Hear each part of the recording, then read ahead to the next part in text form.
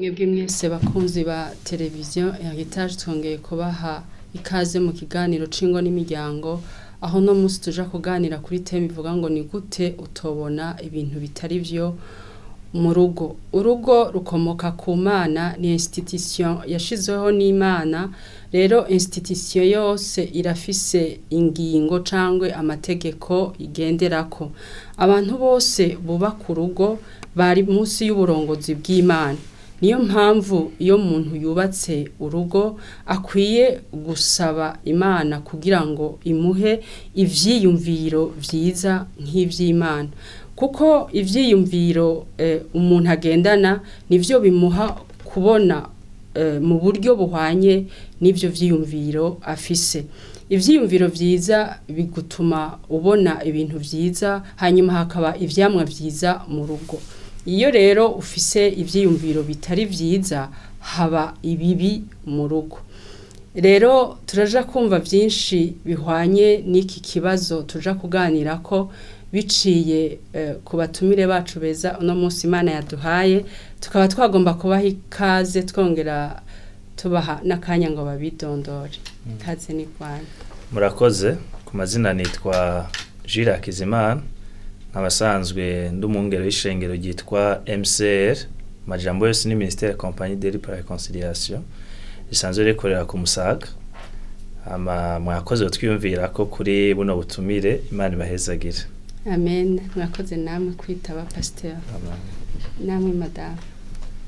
Nanje ku mazina nitwa Mirene Munezero, ndumukristo wo mu ishengero MCE ku mwongere Hakizimana Jules.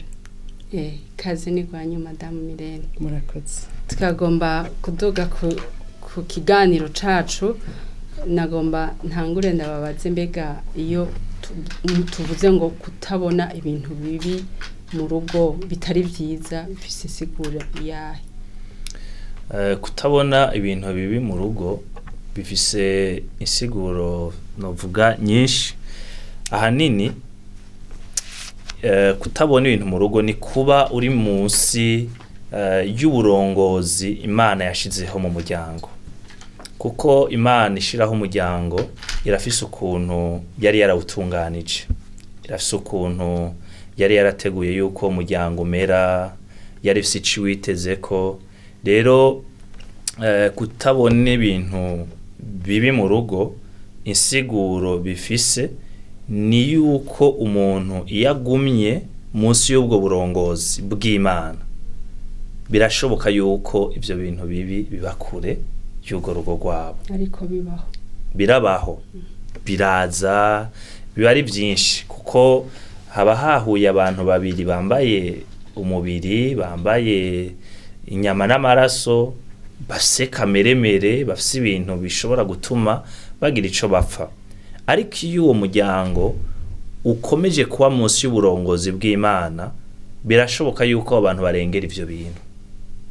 Rero numva ko isobanuro ifise ni yuko abantu bokomeza kuba munsi y'uburongozi bw'Imana, bakagendera ku mategeko Imana yashize mu muryango, ndetse Imana ikaba ari iganza muri urwo rugo. Amen. Muravuze ikintu ca kameremere. Kameremere ni kabi, kagutuma nyene ubona ibintu bitari vyiza. Gute umuntu ashobora kuja hejuru yako kameremere kiwe? Icambere je numva umengo icambere umuntu yokizwa. Kuko iyo umuntu atarakizwa aba ari umuntu nyene aganzwa na kameremere. Ariko iyo umuntu amaze gukizwa, haba hari ubundi bushobozi buje mu buzima bwiwe. Urumva icambere Yesu yinjira mu buzima bwiwe, hanyuma Mpwemu Yera akaza kubana nawe, kandi nta kindi kidushoboza kuba hejuru yaho kameremere. Ni Imana iri muri twebwe, ni kitugera kiri muri twebwe gituma turengera ivy'umubiri ugomba. Uko biravuga ngo ivyo kameremere gakunda nivyo Mpwemu yanka, ivyo Mpwemu yanka nivyo kameremere gakunda. Rero ubwo n'urugamba ruba mu muntu, ariko ico gaburira kenshi nico yigira ubushobozi umuntu. Rero iyo usenga, iyo wahaye akaryo Imana, iyo wahaye akaryo gusenga, iyo wumviriza Imana, iyo usoma ijambo ry'Imana, biratuma uba hejuru ya kameremere. Ariko iyo wibereyeho uri umukristo nyene wo mu mubiri ukishinga nyene wifungurira gusa ati donc ubuzima bw'Imana bugahinduka umugenzo gusa, kameremere karakudomina, uratinduka wo mukristo wo mu mubiri. Rero ibiza vyose biragushikira nk'abandi bantu bose, ucuba umuporoti, ucuba umunyedini. Ariko iyo usenga vy'ukuri, iyo wihaye Imana, iyo urondera mu nyonga h'Imana, kameremere urakagwanya. Hariho ijambo ry'Imana rivuga ngo ngwanya umubiri wanje, muri Korinto wa mbere 9:27, ndwanya umubiri wanje nkaho uhindura umuja, kugira ngo sinze mboneke ntemewe maze kwigisha abandi. Urumva hari igikorwa vy'ukuri ukora kugira ngo, ni Paul yabivuze, hari igikorwa ukora kugira ushobore kugwanya kameremere kawe. Ni bituriko turavuga gusenga, gusoma ijambo ry'Imana no kwisonzesha rimwe na rimwe canke kenshi na kenshi kubo sinovuga kubo bishobokeye uko ntaho bitoshobokera wabishatse. Rero birashobokeye kugwanya kameremere iyo uhaye akajya Imana mu buzima bwawe kandi ukanakizwa. Urumva urakoze cyane madame, murashobora kumwunganira pasteur? Yego cyane, numva kuba mu mugambi w'Imana ari byo bidushoboza kutabona ivyo bibi.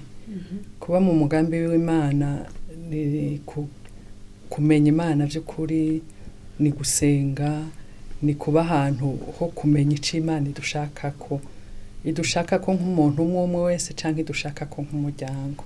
Ubanza kumenya icyo umuntu, hanyuma icyo umuryango, kuko tuba turi benshi, ukakimenya naco nyene.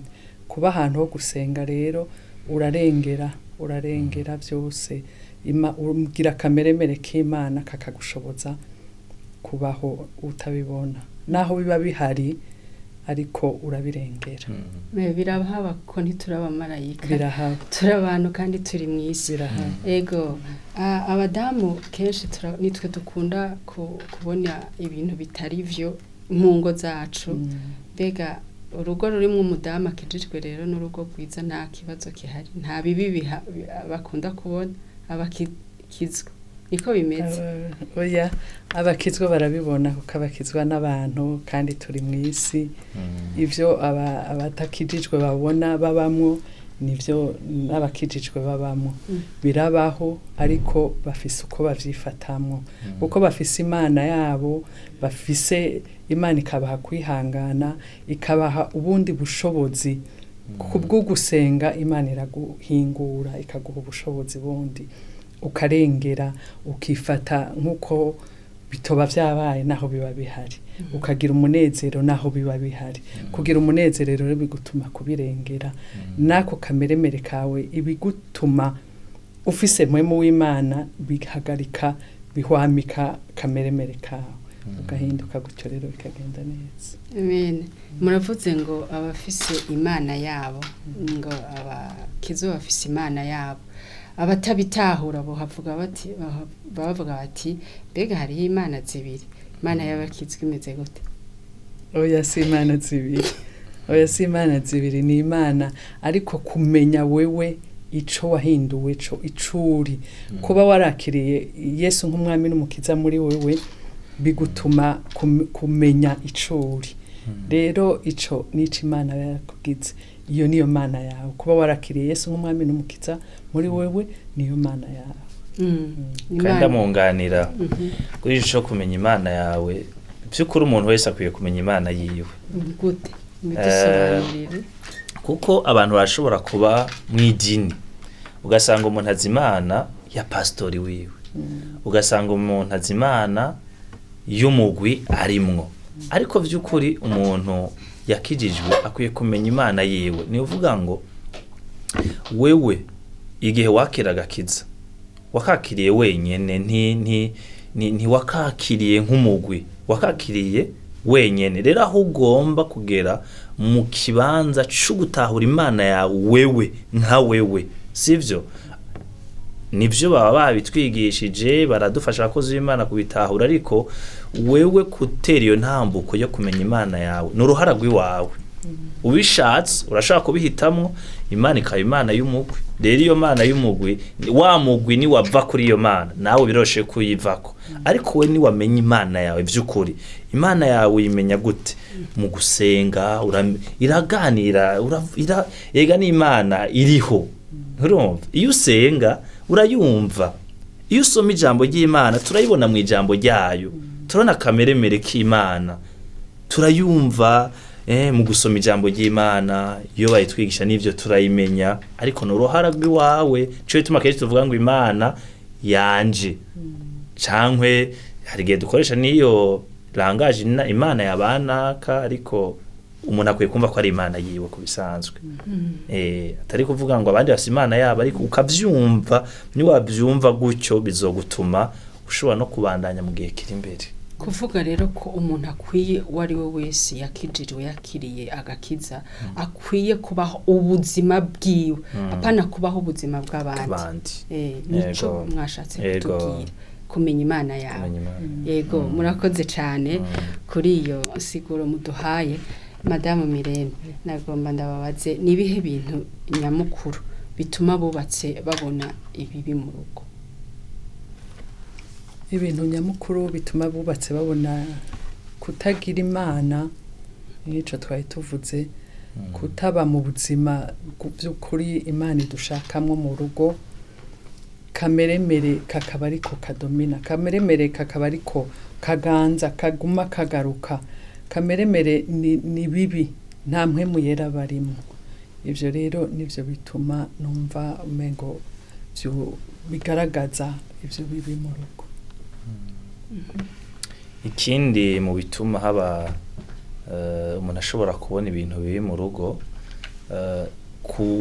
iyo urukundo rumaze kuva mu muryango biroroshe yuko mbona ibitagenda neza ko twubakanye cankwe kubura ikiganiro mu muryango kubera nko twayivuze abantu bubakanye abari abantu bambaye umubiri bahura n'ingorane bahura nibaca intege bahura n'ibicanke biriya rero habuze ikiganiro mu rugo biroroshe yuko nguma mbona amakosa y'iganiro ico gituma tuganira hanyuma tugakemura ingorane zihari ikindi naco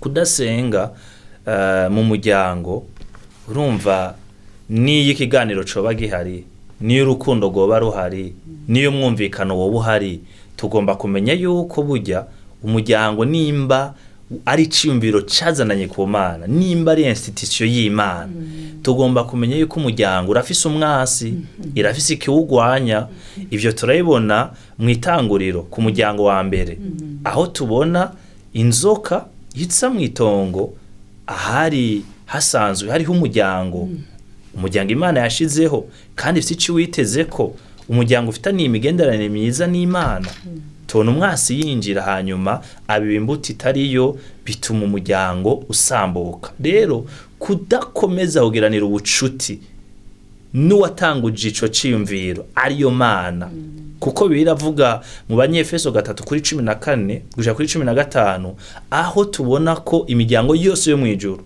niyo mwisi yitirirwa Imana ni uvuga ngo tugomba kumenya ko imiryango yacu yitirirwa Imana inkomoko yayo ni ku Mana rero iyo atabayeho gusenga kugumana ubucuti na nyenewo biroroshe yuko ibintu bibi biganza mu muryango rero iyo imaze kuza ingorane ziba zinjiye turabona ingaruka zaciye zinahaba aho tubona ikintu ca mbere kiba Satani yamaze kwinjira nuko umuryango urasambuka ni uvuga ngo icambere abo bantu ibatandukanya n'umuremyi wayo kuko ntimwamukiri ko murakora ivyo mwari mwitezwe ko n'Imana umwe wese ntabakiri karakora ico abwirije gukora nk'umuryango uba wavuyeho ikindi ca kabiri rumva ico cambere turakibona muri mwitanguriro 3 ku murongo w'8 gushaka kubicuma aho tubona abantu bamaze gukora ibintu bibi abantu baciye baba kure y'Imana baba kure y'inyonga z'Imana bwiza bw'Imana burabavako burabahunga ko Imana yavuga ati ntimuze mukore iki kintu baca baragikora umuryango ngaho ubutandukanye n'Imana. Ikindi ca kabiri kibaho nuko mu bubakanye nabo nyene biba vyamaze kuba bibi, ntihakivuga rumwe. Turabibona mu itanguro nyene 3 ku murongo wa 12 aho tubona batangura gutana kw'ibirake. Urumva imaje kwabaza, hanyuma umugabo akavuga ati ni wa mugore. Nivuga ca kintu ciza, mwibuka Imana ihe umugore Adamu yaratwenze, aranezerwa, aravuga ati urakara ko mu mara yanje, uri gufa ryo mu magufa yanje, aravugishwa nyene kubera abonye ikintu ciza. Urumva ariko ubu rero noneho kubera abantu bataye Imana, kubera abantu bataye kudasenga, kubera abantu bataye ikiganiro, umuryango urasambutse. Wa mugore aciye ahinduka ikibazo, ati ni wa mugore wampa. Urumva niho uvuga iyo utamumpa ujya mugore, ibi bintu vyose simba ndabibonye. Ivyo bibi ngorane. Umugore nawe aterega ni yanzoka, ibintu bibaye bibi. Rero niho uvuga ngo abantu baca batakaza ubucuti bwabo n'Imana hagati y'abubakanye, ibintu bikaba bibi. Ikindi naco habaho ibibazo mu bana. Urumva niho uvuga ngo no mu bavukanye babana muri gwa ruvyaro bicaye ibintu bimeze nabi. Raba Gahini na Abeli mu itanguro nyene 4 ku murongo w'8 aho tubona naho nyene habaho ibibazo hagati y'abavukana. Gahini abwira Abeli ngo bagende mu gahinga, ariko we yarafise umugambi wo kumwica. Icacinjiye habayeho ibintu bibi. Urumva rero iyo abantu batakaje vy'ukuri kuganira mu muryango, iyo abantu batakaje gusenga bagata Imana, ntihagire ikindi kintu biyumvira barindira, ni kuvuga ngo baragiye kure y'Imana. Hagati yabo ingorane zinjiye hagati y'umugabo n'umugore, kandi no mu ruvyaro bamenye yuko ingorane zinjiye. Gahini yica Abeli, Abeli nawe nyene ubwiwe ahavarangara aja kure. Urumva rero vy'ukuri nibibazo biba vyabaye. Rero novuga ko mu ncamake bataye ikiganiro, bagata gusenga, bagata Imana, bagata ivyo bintu byose twagiye tuvuga, ni ngorane. Ingorane ku muryango, ni ingorane ku babanyi, ku ishengero, mbese no ku gihugu. Ego kuko umuryango usambutse ni ishengero risambutse, ni igihugu gisambutse.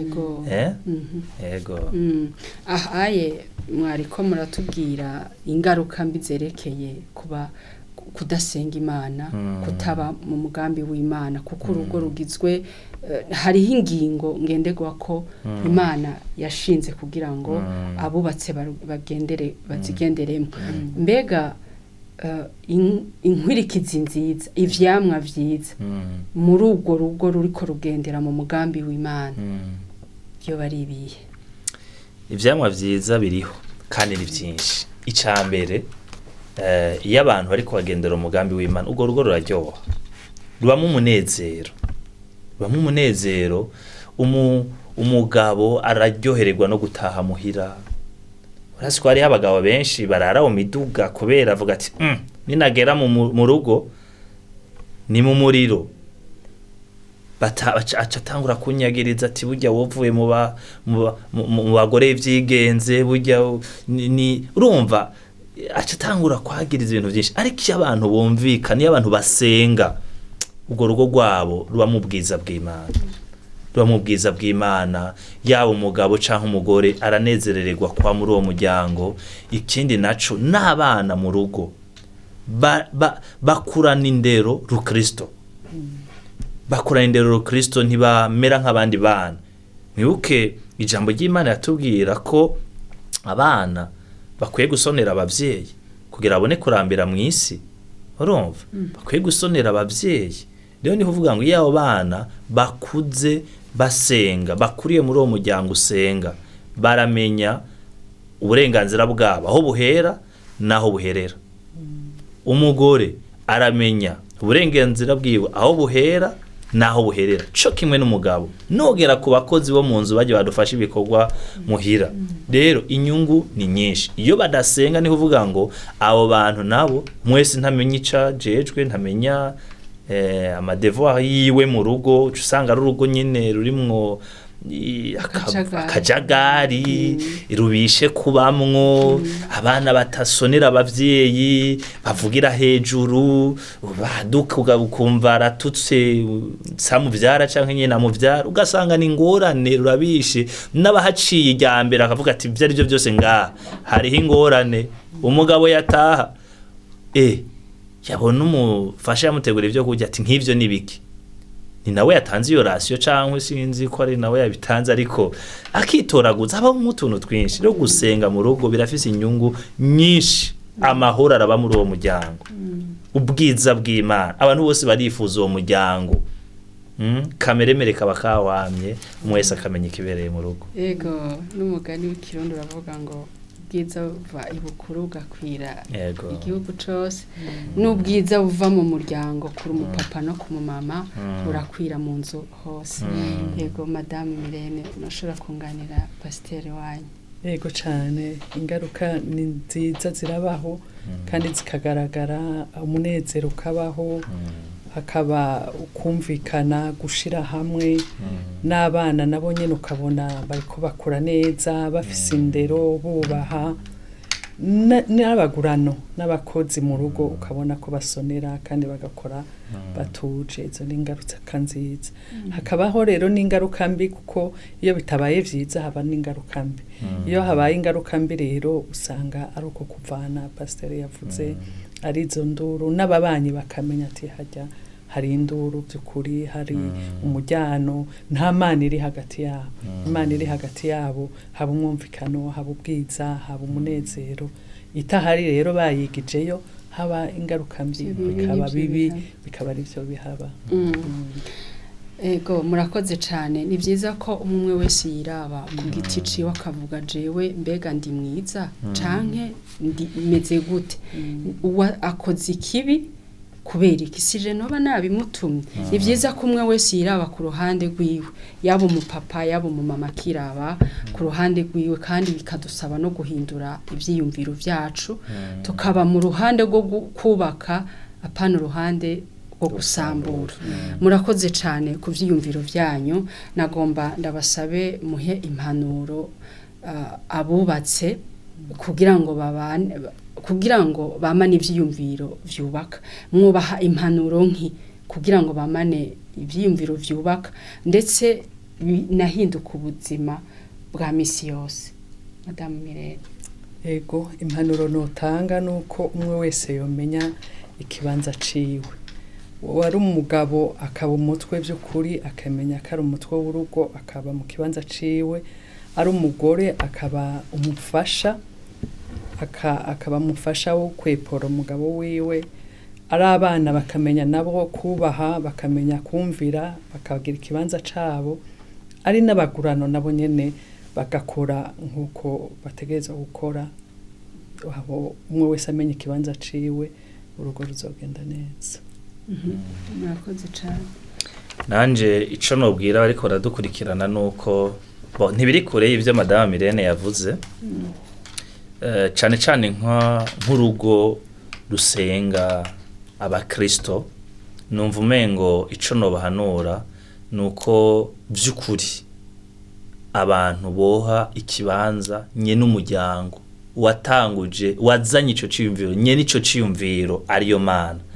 abantu bakarekera ikibanza imana ikwiriye mu rugo kuko niyo izotuma bigenda neza muri uwo muryango nizotuma habaho amahoro muri uwo muryango rero abantu ntibabishire kure imana bayirondere ijambo ry'Imana rivuga ngo abandondere udahumeka bazombona ibibazo ntibizobura kubaho mu muryango ingorane ntizobura kubaho mu muryango ivyo abubakanye bapfa ntibizobura ari ikintu kimwe kizotuma habaho umwumvikano habaho amahoro ni guha ikibanza imana ariyo yatumye umuryango ubaho abantu bagasenga ndazi benshi iyo umuntu hari gihe umuntu ashobora gusanga by'ukuri imana yaramuhezagiye yarateye imbere ameze neza mu buryo bwose yaba no mu buryo bw'amafaranga imana yaramuhezagiye mu buryo bugaragara imana yaramuhezagiye agasigara yumva umengo ntaca gikeneye ku mana. Imana tuzokwama tuyikeneye,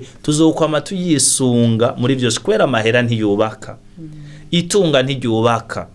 Imana yonyene nizotuma ibintu bigenda neza, nitanga ubwo bwenge, kandi mu ijambo ryayo niho tubona neza uko umuryango mwiza ukwiriye kumera. Rero ingo za bene data z'abakristo bashishikare gusenga, n'abandi bumva umenga Imana barayishize kure, nukuri nimurondera Imana, nimusenge, nico conyene kizotuma bigenda neza. Nizo nkomezi zo kuganira niho zizozira, n'inkomezi zo guhariranira niho zizozira, ugutahurana niho bizozira. Rero numva ari ivyo nobahamagarira kurondera Imana, nobahamagarira vy'ukuri gushinga imizi mu gakiza. Imana ibahezagire. Bivuze neza cyane.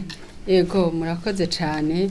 Baratubwiye ngo dushinga imizi mu Mana, niho byose bizogenda neza, niho ibibi tutazosubira kubona ko ari ibibi, kandi naho byoba bihari twoja mu kirere cyo kubirengera tukabona ibyiza. Ni byiza cyane kuko burya Imana mu gihe irema urugo, ishiraho urugo, ntiyihenze. Kwari kugira ngo habe umunezero mu rugo. Yaremye urugo kugira ngo umugore agira amahoro, umugabo agira amahoro. Rero wari umunezero ku muryango yari yashinze kuva mu vyiyumviro vyayo itararema umuntu. Rero turabashimiye mwebwe batumire bacu mwitavye buno butumire. Imana ibaduhera umugisha. Amen. Yego, turashimiye mwebwe mwese mwari kumwe natwe muri kino kiganiro, tubabwira ko tuzosubira mu kindi kiganiro kuwa kabiri nk'izi saha. Imana yo mu ijuru ibaho umugisha.